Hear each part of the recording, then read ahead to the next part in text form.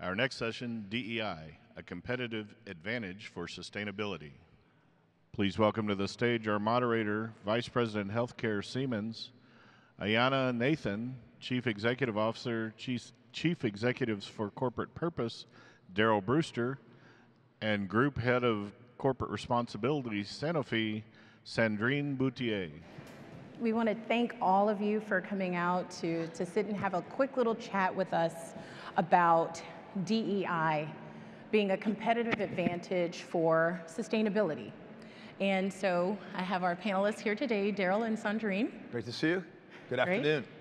We wanted to start the discussion today just quickly to acknowledge that we have some people in the audience. Some are from the US, some are not. Some are from industry, some are from our students from educational and academic institutes. And we want to make sure that we acknowledge the differences that may take place when you think about DEI or even ESG from a US versus non-US standpoint. Number one, there will be differences in how some of the perspectives, which is great why we have someone from outside of the US and someone from inside the US. Also, to acknowledge the fact that ESG has a little bit more of implications around metrics, goals, and financial aspects to it, and Sandrine and Daryl are going to expound on that a little bit more. But also, we want to at least create a common, let's say, understanding that DEI in this discussion is really to be considered an enabler for business. If we can all agree on that, it is truly an enabler for doing business in a better way. And then we'll take the discussion from there. And that global US is part of diversity, yes, right? Different ways to think about similar challenges. Exactly.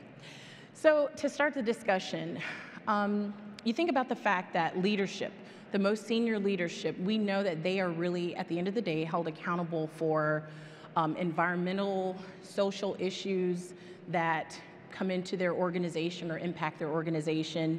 They are the ones that are going to foster the culture that really creates an equitable and a sustainable business, right? Okay, so how do you see the role of businesses evolving in addressing environmental issues? Now, particularly, let's hit the elephant in the room, right? Knowing that DEI and even ESG in many places has a lot of backlash in the US, Right. but also considering the increased reporting responsibilities that the European markets see. All right, well, I'll try to explain the US part of this situation. And, and I think that there is great progress that has been made over the last number of years in both of these areas. We do an annual survey at CECP in our organization, and companies have really made significant progress. But with progress comes pushback. Yes. And especially today in our social media, 24/7, highly divided political world, and we saw that very clear. Yes. Companies have this challenge because they have this dual goal, if you will, and nobody wants to be Bud Lit, all right? $5,000 investment that cost Anheuser-Busch hundreds of millions of dollars, or Targeted or Chick-fil-A or any of the other things that have happened to companies. But they also have the responsibility to really capitalize on the workforce and a changing workforce around the world, but particularly in the US, which is increasingly diverse. People of color have really increased as part of our population. Today, if you look at graduates out of college in the US, what % are white, straight, male?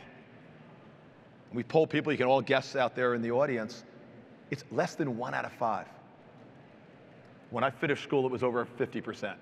But the growth in people of color in the States, as well as women in schools, has really changed it. So how are you going to build a great company with only 1 out of 5 people on your team, or 1 out of 5 customers that you have? So this is a necessity that people have as they think about DEI. And there's lots of opportunities about how people are tapping into that to really create value for their enterprises and for the world. Right. Sandrine? So I would say more on the ground, if I may say, we are living sustainability in a new way. Most of companies in the world have understood that sustainability is absolutely key for the company, for the business resilience of the company. Before it was more philanthropy, donation, compliance. Now we have to ensure that we conduct our business totally responsibly, but also we can do more. And to do more, we need to elevate our employees. we need to create a momentum in order to embark all of them. And we know that to unleash the potential, we need to have a diverse population within the company and to foster their value proposition in order to make them fully accountable of our sustainability strategy and to be part of the strategy, business strategy of the company. So it's super important to ensure, and this is what we did at Sanofi when we restarted a new sustainability strategy 3 years ago, to ensure that we integrate diversity, equity, and inclusion in our employees, so to give the same chance, the same opportunity for everyone in the world to have access to the same job, to have the same educational program, to have a living wage pay, to have some initiatives that we can discuss later. But at the same time, as we are very focused on patients, and particularly for those who have not access to healthcare, so we are focusing with everyone within the company is focusing to deliver better access to care, to medicine, for the patients who are in need. So it's not just within the companies that we integrate diversity, equity, and inclusion as an enabler of our sustainability strategy to create value for the company. We want also to create value for the population in need. And more than that, we also take the opportunity to create this kind of new momentum with our suppliers. And so diversity, we have a target to work with companies having a gender balance rate or including more diversity and more inclusion within the way they are doing their business. Yeah, and oftentimes we hear people say DEI, businesses that put a focus on DEI do better business. And yep. You have to ask the reason why. A lot of times it's because they're looking for the best ideas. They're looking, whether it's a healthcare organization, whether it's an industrial factory, you're looking for the best ideas. You want to be able to be the first to innovate. You want to be able to have the best ideas that hit the market. If you want that, you need to pull it from wherever you can get it from. So if you look at it as an enabler for business from that aspect, that's where you can really kind of maybe get around some of the backlash. You know. And I think you have two pieces, and I think, as Sandrine said, the customer base across the globe is very diverse. Very. Exactly. So you're going to need to meet the needs that might be very different in China, as in Europe, as in the States, Africa, and other places, different income levels, et cetera. So that's a critical piece to understand those different audiences. And then if you're going to look for solutions and innovation, you don't want everybody in the room having all the same experience. Right. We're going to come up with new insights, new ideas that we think can really help business. And that's what the research is showing. Right. That more diverse boards, companies with more diverse boards, lead to better results. And we'll talk some about CEOs as well. Yeah. I mean, if you think about it though, sustainability, all the talks that we're having here, even just one of the meetings I just got out of, you can't talk about sustainability without talking about digitalization, innovation, higher need for technology, technologies we don't have today. Again, how do you get the best talent in order to really drive those innovations? It doesn't matter where it comes from. We need that talent to advance. And so that's kind of how you want to tie those together and really maybe push back on some of the backlash and turn it back to the bottom line. We're trying to meet the goals and objectives of our bottom line. Right? So Sandrine, you said something earlier though about people. I'd love to kind of shift a little bit to people. What role do employees play, in driving the environmental goals, the social goals within our organization? How do, we even see them focusing on well-being and development, mental health development. How does that contribute to even the environmental, innovations within a company that we see? So we set up, since 3 years, we set up a different initiative. First, to create what we call employee value proposition, in order to ensure our employees feel well at work, but feel well at home as well. Yes. It's very important. If we want to unleash the potential of everyone within the company, we need to contribute to that. And we need to offer the conditions, the opportunities to make it happen. So just few initiatives. For sure, just after COVID, we offer the flexible work, but it's not specific to Sanofi, it's everywhere. We launched a parental leave for mother, father as well, 14 weeks for every employee in the world, having a new child coming into the family. So it has been a big revolution. We launched also very recently, starting in France and now at an international level, cancer at work for our employees suffering of cancer or soon chronic disease, that to have some specific regimen within the company, having paid salaries, having caregivers, having a package of support in order for the salary, for the employee, for the family, but also for the other employees of the team as well in order to help. So this is something which was very well perceived. But in a more professional part, we launched an initiative which is named GIG. And so GIG is someone from a team can work for another team. It could be in the same country, it could be on the same site, but it could be on another location, another site, another activity coming from a manufacturing plant moving to R&D, for example. And so now we have a system which is 1 year, so someone is dedicated to work for another one during 1 year. It's super powerful, because this person will develop new skills, knowledge, new network as well that can be useful later. So for the team receiving the gig, it's also super helpful because it's fresh ideas. It's a new lens because you know that when we are working on a specific topic, we see just with our eyes. Sometimes it's quite difficult to go out of the box. We need innovation, and particularly in sustainability, we need a lot of innovation for the population, for our employees, for the planet. And so having this kind of new fresh eyes, new lens is exactly what we need in order to create this momentum of innovation. So this is example of what we did, particularly in environment and social, and very soon we will create a diversity, sustainability, diversity and talent board in order to make some housekeeping, if I may say, and so to create this innovation momentum. We launch awards as well, and so we propose to every employee to submit a project, particularly what we call planet care in environment. And so at the beginning, I must say 3 years ago, it was quite shy. Now we receive projects which are completely disruptive in technologies, in the way we can manufacture products or greener products, in the way that, yes, it's super great initiative as well. So this kind of rewards is very important, and award is important to make those employees coming from everywhere in the world, wherever their location, wherever their job, to contribute to what we could do better for the environment and for the society.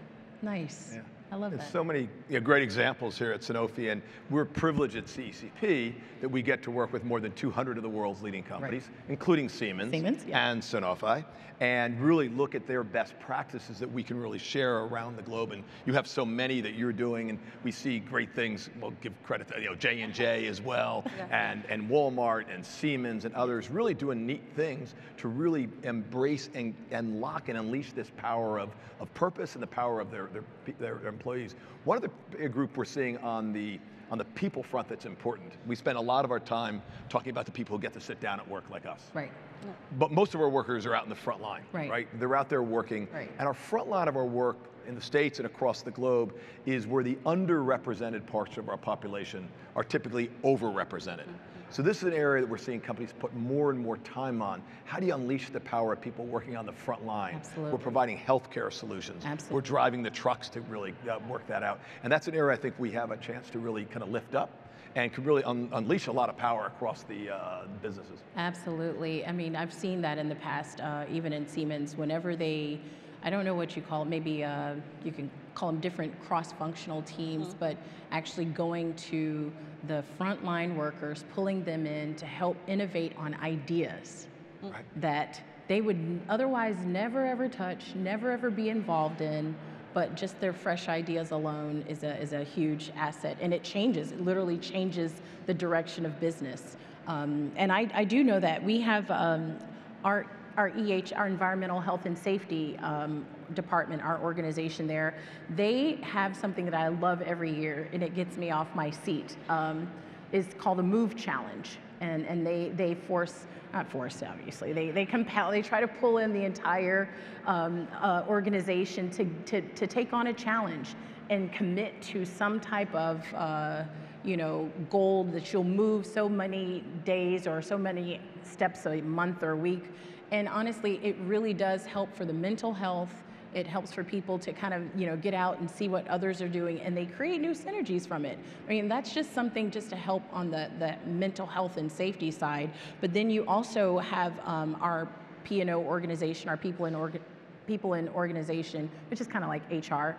They also pull in a lot of mental health and wellness type activities to help people focus on what they're doing, and they're always tying it back to business. Yes, it's about the work-life balance. We want to make sure you're taking advantage of what we have from our benefits and all of the different ERG programs that we have, but how are you utilizing these things so that you can be more innovative and be more productive? And so anytime we can tie all of these different types of benefits and resources back to how is it helping you stay grounded and the business be more productive, then everyone kind of wins in that regard. But the people are a part of it, right? So that's the key. Yeah. Really. All right, so let's talk about something around metrics, ESG. We haven't really touched on that a lot. When you think about ESG, remember at the beginning we said there's metrics involved in that. What frameworks or metrics are being used in the industry in order to kind of dissect the impact of sustainability, environmental initiatives, social initiatives, and things that we have out there? Like, how do you ensure these metrics are really aligned with the overall business goals, So it's kind of, I know it's difficult to navigate, but you have a unique perspective because you work with some. There are lots of metrics that are out there. Let's start with that. Okay. There's over 400 ratings and rankings around the globe about how companies are doing on these areas. I think this is an area where Europe is leading us with the corporate sustainability reporting disclosure, which is really helping us to set some standards. Now, personally, I think there's a lot of them, and it's maybe a little bit too deep as we go forward, and I think others would concur, 50,000 companies, but they are setting a standard and kind of leading the way on sort of the disclosure. The US in many ways is leading the way on investing and spending money with the IRA Act and things along those lines. But the different tools, and different companies are using the different tools that are out there. But I think that's going to be adapted to really get to some standards that can be, that the professional service firms can also make sure that those are insurable data, et cetera. One of the things that we do at CECP is we take all the public information. On an annual basis, we look at investing in society, about how companies as a whole, whether it's the Fortune 500 or the S&P Global 1200, are doing across these factors. They can argue what the right factors are. We look at 50 of these. And what's interesting, some will be around diversity, some will be about business risks, some will be about financial performance. So it gives us a really good picture of how companies are performing. This year, last spring, we published results, compared those results back to 2019, BC, right before COVID. Yeah. And the love that. And the results were, we saw progress in virtually every category. Companies made significant improvements on their disclosure. The progress, now some would argue they could do even better, but it really gives you a good sense. Then we can benchmark individual companies against that, about how companies are doing on these journeys. So I think there are certain tools, that's a look across all business, big business, and then there are other tools that individual companies are using as well. But you just mentioned something. I mean, you said before COVID, what do you think what was it in COVID that really had a shift and caused such a paradigm shift for them to do better in all of those categories? I mean, COVID taught us a lot, right? So, I mean. I think it did. I think, we look back and we want to forget about that time to some degree, although the biopharma industry, but I think people really did step up. We kind of came together. We solved it, the biopharma companies, record time to get vaccinations out, and I think it increased the interest in those areas for companies. And I think companies began to see that the reporting was going to be required. This is all voluntary, much of it's voluntary at this point. And we're beginning to see that's associated, smart, by managing risks and also being able to pursue opportunities they hadn't seen before. So I do think COVID gave a little kick to that, that accelerated some of the efforts. How do you see that? Yeah. Yes, indeed. So I think COVID showcased that most of companies on the world is fragile. And so we can't afford to continue to manufacture, to think in the way we did before. And so that was super useful as well for sustainability within the company, because we saw so much companies collapsing during COVID because they get not ready for this kind of pandemics, but tomorrow it's something else. It could be the war, lack of food, which is one of the next threats after with climate and health. Big, big threat. So we need to get ready for that. Coming back on CSRD, if I may, for sure it's European regulation, so it's awful. I confirm it's awful. But so this new regulation has been implemented because there are some scattered regulation in different state members in Europe. In addition of that, we have a lot of rating agencies. And so it was also a mess for the company because you can answer exactly the same to the same KPI to each rating agencies, and the final scoring is completely different. So there's no harmonization, and Europe is starting to work on harmonization of the rating as well, which is good. More transparency. Regulation asks companies to be more transparent. Regulation will ask rating agency to be more transparent in the way that they rate the companies. CSRD will harmonize all. We have more than 800 data to report every year. Every data must be verified by a third party, so it's a big, big mess. Wow. In addition of that, we need to always see what could be positive there. It's a lot of work, it's a lot of money, but it's an opportunity for a lot of companies to change a little bit or to adjust their business model, to better integrate social, societal, environmental topics in the way they are doing business, and to be valorized by investors, by external stakeholders, by governments, by society, by consumers. So this has positive and negative, but I must say for the time being, it's a mess. But it's going to take time for people to sort it out. Yeah, yes, for sure. But yeah. if we succeed to harmonize ratings as well, and so compare A with B, and is it useful to compare A with B? Not sure. But so it will be a positive outcome. And as a former public company CEO, what I've learned is the things that get done in life are the things that get recorded, reported, and rewarded. Yes. Yeah. So, but it should not be, sorry. What is important for us, it's not the driver of our sustainability strategy. Right. Okay. We don't want to be driven by compliance. We need to comply. But we don't want regulation to drive our DNA. Right. The way that we want to act for the population, for the society, for the environment. It's another parameter we need to integrate, but we want to be free of what we want to achieve for the population and for the environment, and how we can create long-term value. And that's a fair point, because the risk here is it becomes a compliance exercise, not an investment and incent, the kind of initiatives, integrated initiatives across the enterprise. So, you know, we'll go through it a little bit. It's a lot going. Europe's leading the way, and American companies are so excited to join along the way. Yeah, right. Sorry. Okay, so let's talk about some specific, we've mentioned some already, right? But I would love to dig a little deeper into what programs and initiatives you all have been able to implement to bridge the environmental and social goals in your organization. I mean, share with us I would love to hear the challenges though, the challenges you faced, but also how you overcame those, and you know, what communication is key. So how did you communicate? Kind of spell that out for us real quick. So maybe I can start indeed. So I said before we had great, super initiative, but we need to be super humble because we are not the only one, as you said. So that's great because that's created within the company a new momentum, but a lot of humility behind that. We know that we need to do more. Making the connection, I have an example in healthcare.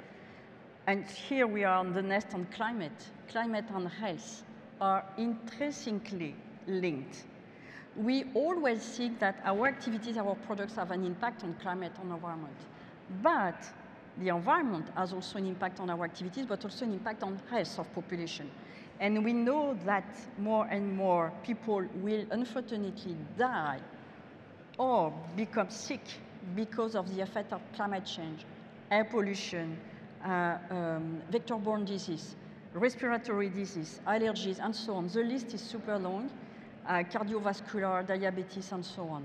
So it's a mix about climate, population, and we know that some part of population are more vulnerable to effect of climate change. Yes, they are. It's a matter of color, it's a matter of culture as well, it's a matter of gender. We know that women are more fragile according to certain diseases that will be exacerbated by climate change. So this is something that we need to make some connection. This week in New York, this is a climate week, but this is also the UN General Assembly. We speak a lot about health, we speak a lot about SDGs. SDGs, this is 17 topics that we need to address in priority in order to have a better world.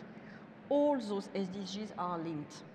We speak about human rights. Human right is access to a better life, it's access to a better healthcare, it's access to a better environment, green air, green soil, and so no pollution. So this is a link between all, and this is where we can make the connection within a company, not to be siloed, but to assess what are the interconnections between all the SDGs and how we can achieve in order to have a more comprehensive approach for us in access to healthcare, taking into account all the components, more holistic in order to better deliver with bigger impact. And this is where DE&I is super important within the company, but also to be taken into account out of the company.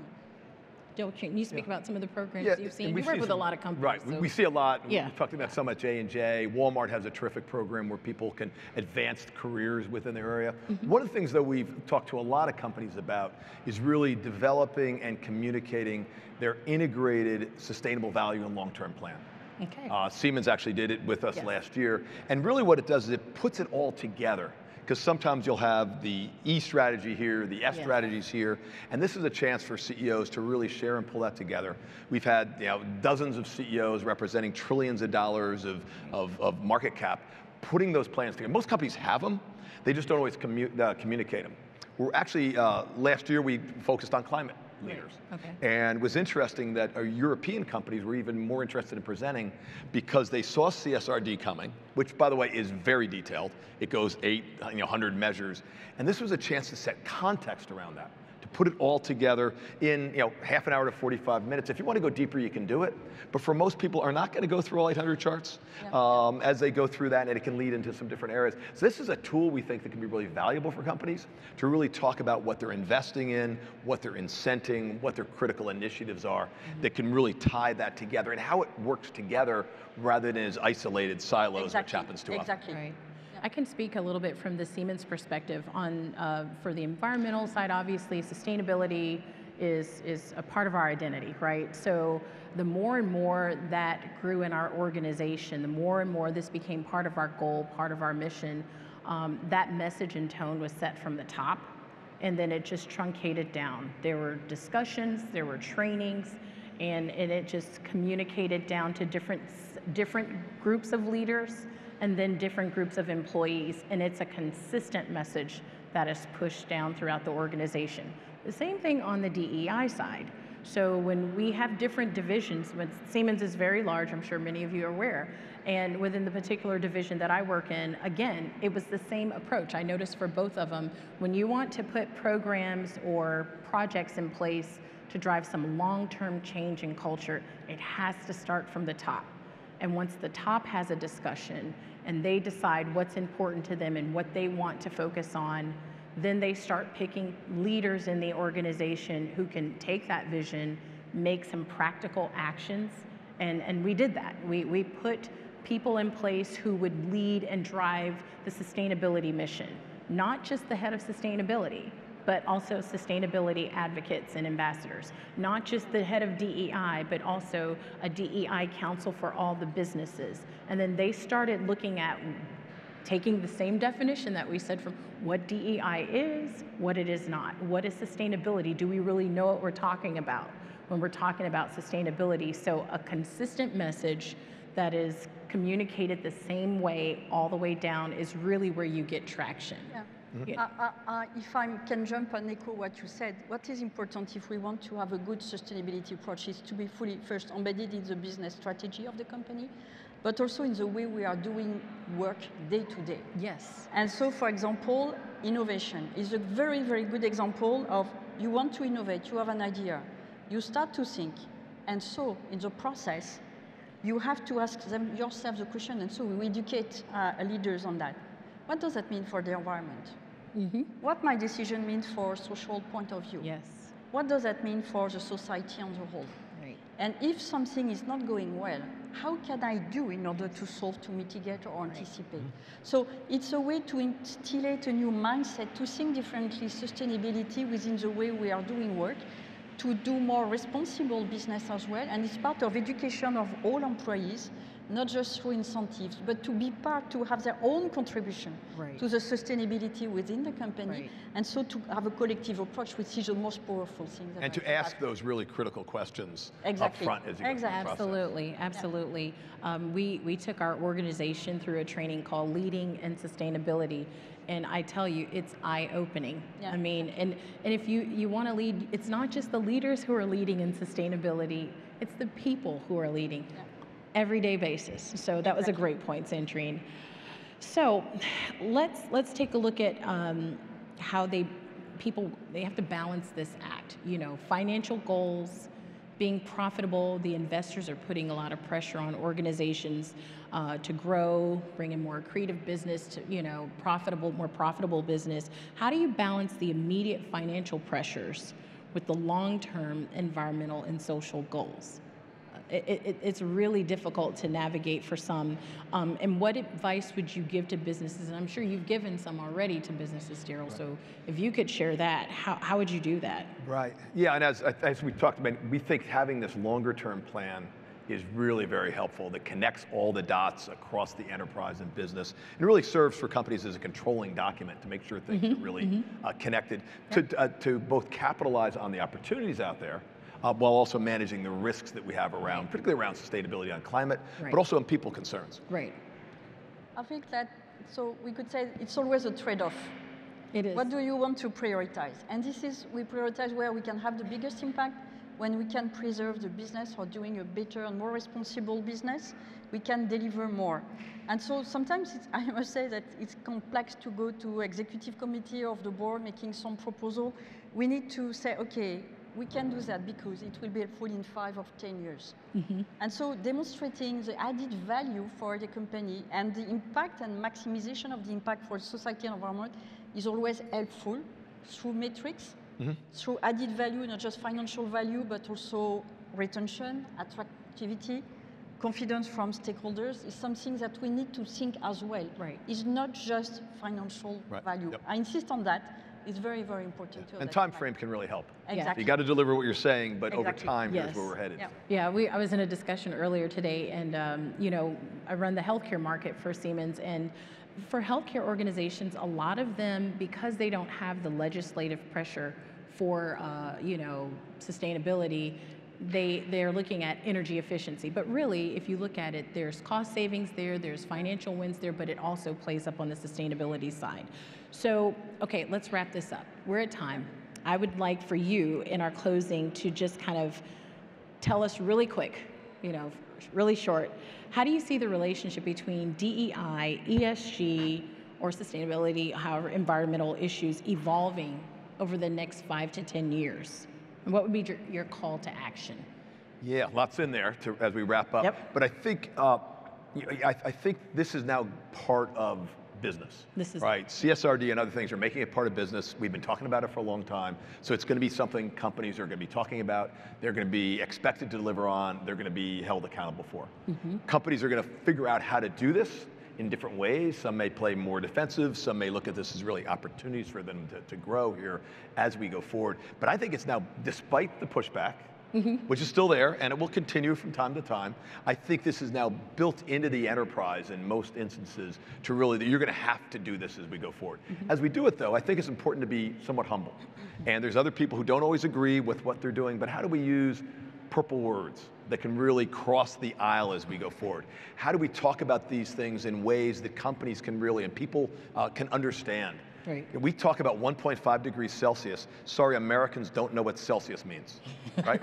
Let's talk in Fahrenheit. That's hard enough. It's 2.7 degrees. But let's also talk about clean air, clean water, conserving resources, saving on insurance costs. Put it in terms, human terms, we can really make a difference. That'll make it go, and it'll help also address the folks who may have some pushback. Good points there. Sandrine. So I would say that, so when we started to refresh our sustainability strategies 3 years ago, we had a nice sentence that's saying that our employees must be representative of the society. in terms of diversity, equity, and inclusion.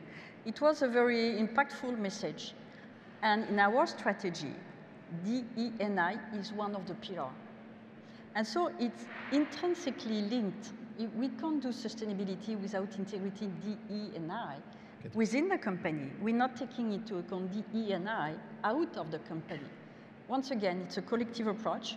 We need to work all together in order to make it happen, and so to have, sorry to say that, but a better word. And so we have so much challenges to face today in the world that we need to start, and DE&I is one of the main components, is one of the biggest enablers in order to make it happen. I would say that over the next 5 to 10 years, you have to just think about the fact that technology is only going to change all the more rapidly. And whether you're talking about environmental issues or social issues, we see how it's impacted us with social media. It's going to continue to evolve. It's going to continue to influence. We have to embrace that. So I would just, my call to action would just be think about the cost of acting today versus tomorrow on what we're faced with, and keep your business at the forefront. It's about growing the business, but doing equitable and also sustainable business. So thank you all for our time today. I hope you all enjoyed the chat. We're good. All right.